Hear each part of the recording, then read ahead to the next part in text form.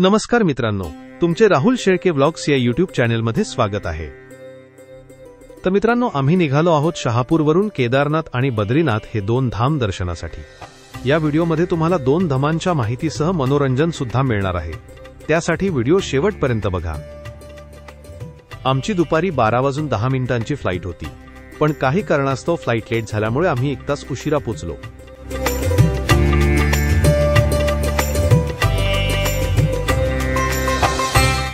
उत्तराखंड या राज्याला देवभूमी असेही म्हटले जाते आणि त्यामुळेच या एअरपोर्टची थीम अशी आहे। एअरपोर्टवर पोहोचल्यावरच आपल्याला असा भास होतो की आपण देवाच्या भूमीमध्ये आलो आहे। तर आम्ही एअरपोर्टवर पोहोचल्यानंतर देहरादूनपासून हरिद्वारपर्यंत 2 इनोव्हा बुक केल्या। 2000 रुपये प्रमाणे 2 गाड्या बुक केल्या। या सर्व गाड्या गव्हर्नमेंटच्या थ्रू बुक केल्या जातात।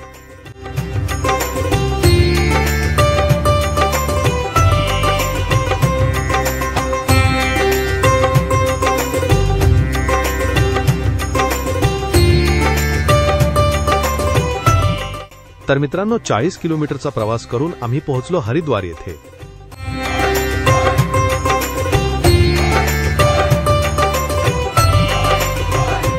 आम्हाला पोहोचायला संध्याकाळ झाली होती, त्यामुळे आम्ही लगेचच रूम बुक करून व फ्रेश होऊन गंगा आरतीसाठी गेलो।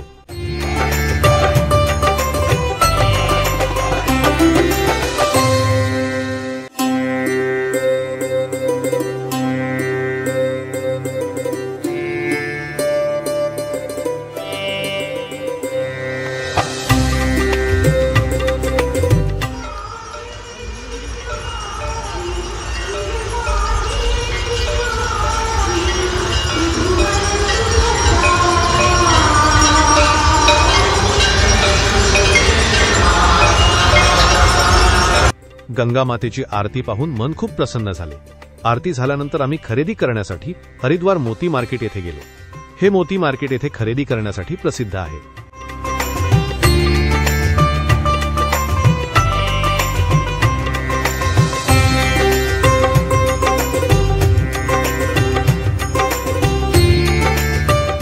येथे तुम्हाला पारंपरिक व सांस्कृतिक सामानासोबतच चॅट व स्वीट सुद्धा मिळेल।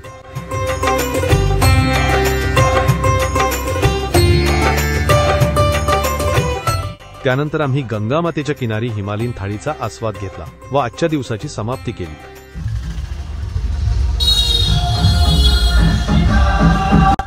दुसऱ्या दिवशी सकाळी आम्ही गंगा नदीमध्ये स्नान करण्यासाठी निघालो।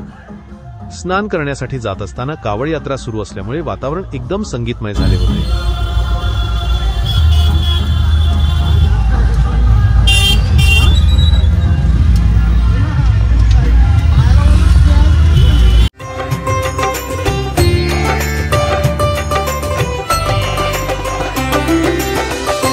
हरिद्वार येथे गंगा स्नान करून आम्ही पुढच्या प्रवासाला सुरुवात केली।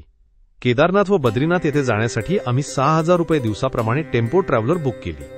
आम्ही आलो होते तेव्हा ऑफ सीझन असल्यामुळे आम्हाला ही गाडी 6000 रुपयात मिळाली। तुम्ही जर मे, जून किंवा सप्टेंबर, ऑक्टोबर या महिन्यात आलात तर तुम्हाला याच गाड्या 10 ते 12,000 रुपये दिवस याप्रमाणे मिळतील।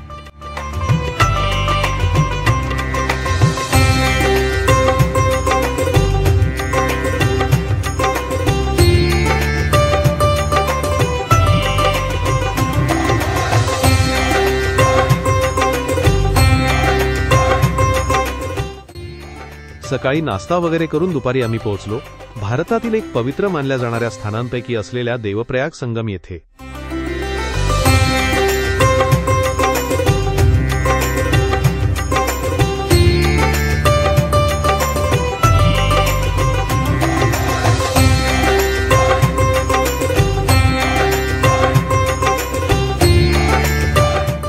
देवप्रयाग संगम येथे अलकनंदा व भागीरथी या 2 नद्यांचा संगम होतो व येथून पुढे गंगा नदीला सुरुवात होते।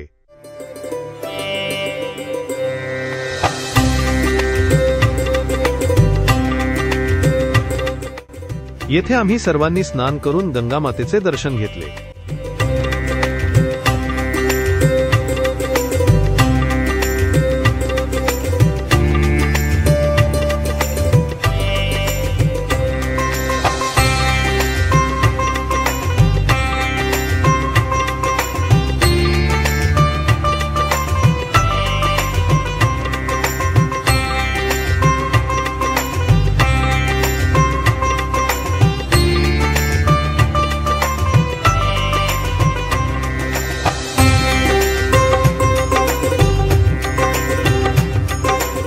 देवप्रयाग येथे स्नान व दर्शन करून पुन्हा एकदा आम्ही पुढच्या प्रवासाला सुरुवात केली.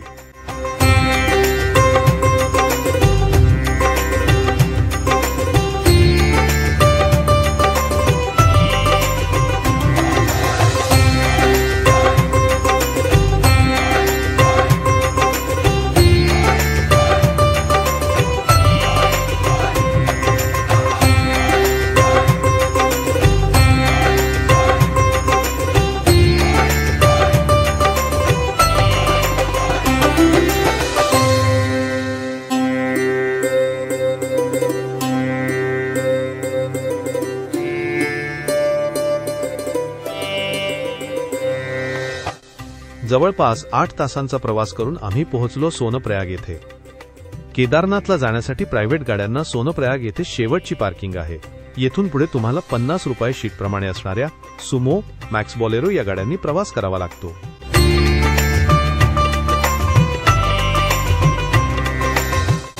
सोनप्रयाग ते गौरीकुंड हा रस्ता खूप खडतर व खतरनाक आहे. आम्ही येण्याचा एक दिवस अगोदरच या रस्त्यावर दरड कोसळली होती.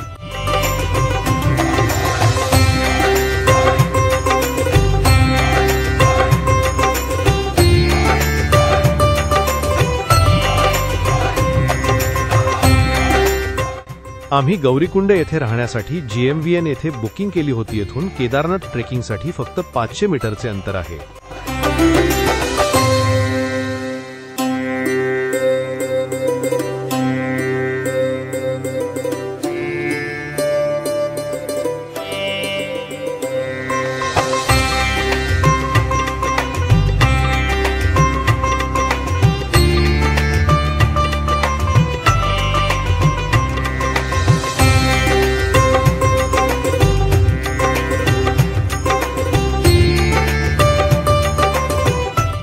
पहाटे 4:30 वाजता उठून आम्ही बॅग वगैरे पॅक केल्या व गौरीकुंड येथे असलेल्या पवित्र गरम पाण्याच्या कुंडामध्ये स्नान केले.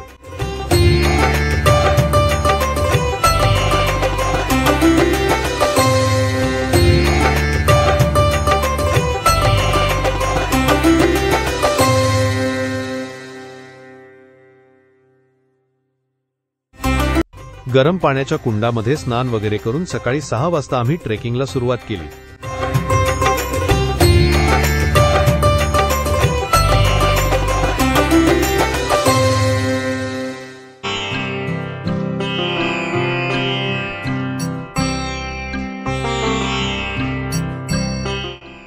आम्ही येण्याच्या एक दिवस अगोदरच या ठिकाणी दरड कोसळली होती. जर तुम्हाला मंदिराकडे जाण्यासाठी घोडा पाहिजे असेल तर तो येथूनच बुक करावा लागतो.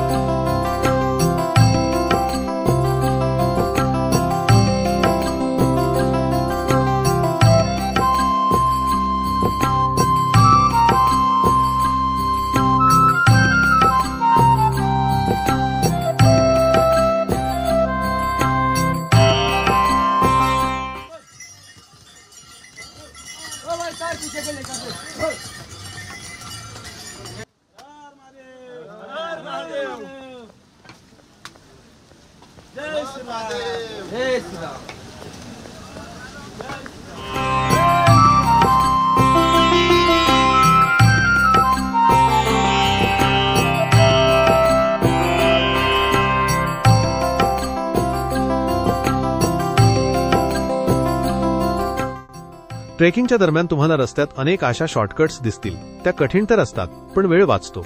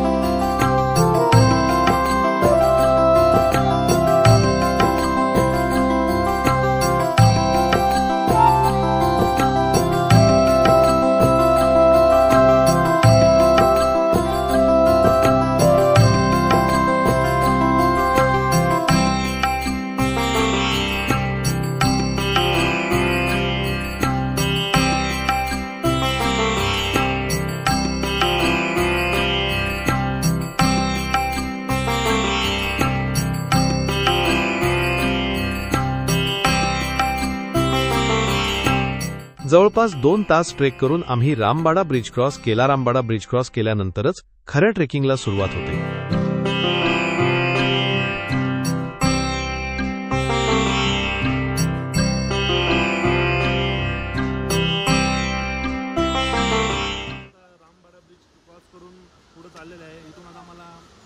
बाकी आहे तरी पण आम्हाला थोडा एनर्जी येण्यासाठी आम्ही ड्रायफ्रूट आणि थोडे अंजीर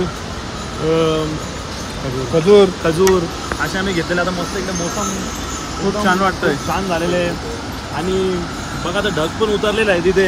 अजून आमची 8 किलोमीटरची ट्रेकिंग बाकी आहे, तरी पण आम्ही एकदम जोशमध्ये आहे. आमचे काही पोरं पुढे गेलेले आहेत. आम्ही 4 जण मागे थांबलेलो आहेत ब्लॉग बनवण्यासाठी. राहुल, जीवन आणि विनू आणि मी स्वतः. त्याच्यामुळं काही पोरं आमची घोड्यावर सुद्धा गेलेले आहेत. निलेश शेठ आमचे स्वतः आणि प्रवीण शेठ डिंगोरे हे घोड्यावर गेलेले आहेत. पोचले सुद्धा ते. आता 1.5 तास झाला त्यांना पोचून. आम्हाला 8 किलोमीटर आला आहे. आता बघूया आम्ही पुढे भेटतो तुम्हाला कसं काय ते. वातावरण तुम्ही बघू शकता, एकदम वातावरण बघा आहे. ढग बिग सगळे इथे उतरलेत आणि वातावरण मोसम आणि खरोखर मोसम आहे इथं. या तुम्ही पण. चला काही तर भेटू. Bye bye. खूप कठीण आहे पण इथं येणं खूप जरूरत आहे. नाही आला ना तुमचा काहीच फायदा नाही. एकदा तरी यायला पाहिजे, एकदा तरी यायलाच पाहिजे. आणि तुम्हाला सांगतो इथे जर आले नाही ना तुम्ही तुमचं जीवन व्यर्थ आहे. प्रत्येक हिंदूनी एकदा तरी इथं प्रत्येक यायलाच पाहिजे. हिंदूला खरोखर इथं यायला जीवन आमच्या सोबत आहे. अगं जीवन आमच्या सोबत आहे.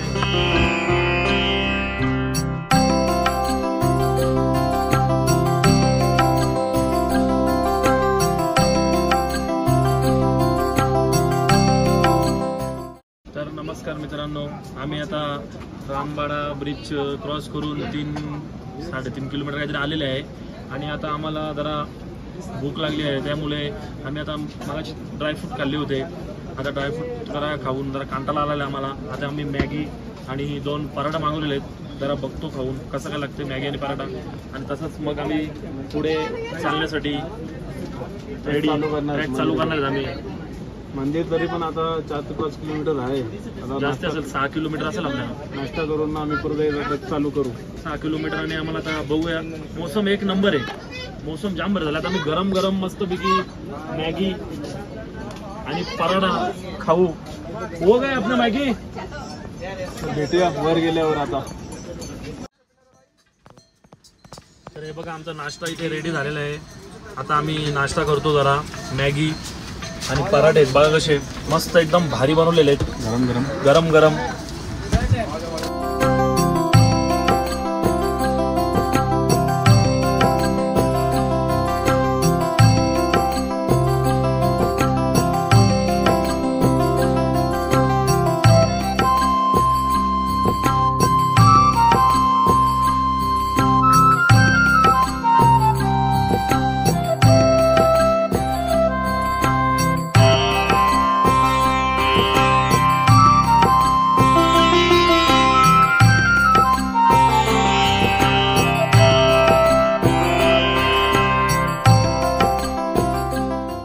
मंदिर 4 किलोमीटरवर असताना चिमचिम पावसाची सुरुवात झाली. त्यासाठी आम्ही अगोदरच तयारीत आलो होतो.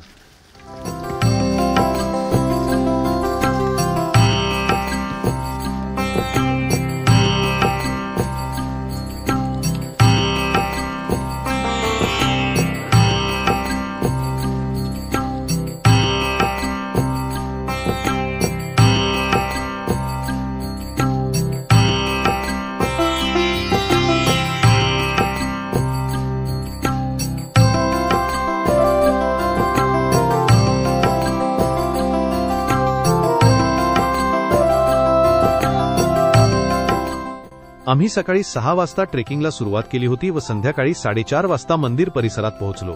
जवळपास 10 तास लागले आम्हाला.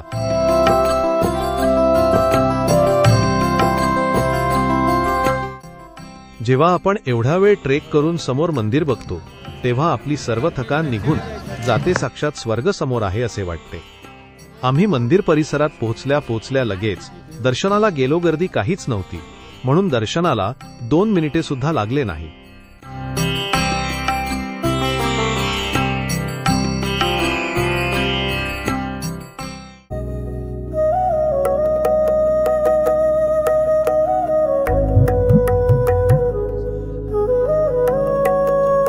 त्यानंतर रात्री आराम करून पहाटे 4 वाजता उठून पुन्हा एकदा आम्ही दर्शनाला गेलो. यावेळी आम्ही 1100 रुपये पर पर्सन देऊन VIP दर्शन घेऊन देवाचे अभिषेक केले.